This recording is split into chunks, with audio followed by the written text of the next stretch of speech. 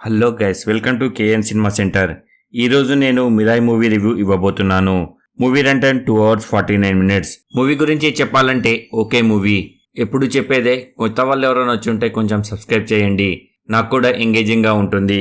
Movie story ఏమిటంటే, అశోక మహారాజ్ కళింగ యుద్ధం తర్వాత తనకున్న శక్తులని 9 బుక్లలో భద్రపరిచి అర్హత ఉన్న వాళ్ళకి అప్పగిస్తాడు. అలా తరాలు మారుతూ కలియుగం వరకు అర్హత ఉన్న వాళ్ళకి అప్పగిస్తుంటారు. కలియుగంలో మంచు మనోజ్ ఎలాగైనా ఆ శక్తులని స్వాధీనం చేసుకోవాలని అనుకుంటాడు. చివరికి ఆ బుక్స్లో ఉన్న శక్తిని స్వాధీనం చేసుకోగలిగాడా లేదా, మిరాయ్ అంటే ఏమిటి, తేజ సజ్జా అతనిని ఆపగలిగాడా లేదా అన్నది మూవీలోనే చూడాలి. మైనస్ పాయింట్స్: ఫస్ట్ హాఫ్లో ఇంకా సెకండ్ హాఫ్లో మధ్యలో అక్కడక్కడ బోరింగ్గా అనిపిస్తుంది అంతే. క్లైమాక్స్ కూడా అంత ఎగ్జైటింగ్గా ఏమీ అనిపించదు, ఓకే అంతే. ప్లస్ పాయింట్స్: విలన్ క్యారెక్టర్లో మంచు మనోజ్ చాలా సూపర్గా చేశాడు. 4 యాక్షన్ సీన్స్ ఉన్నాయి, అవి బాగున్నాయి. బీజిఎం ఇంకా మూవీ విజువల్ సూపర్.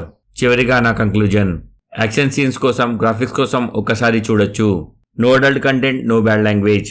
ఫ్యామిలీతో హాయిగా చూడొచ్చు. ఈ మూవీకి నేను ఇచ్చే రేటింగ్ 3 out of 5. ఇది నా ఒపీనియన్ మాత్రమే.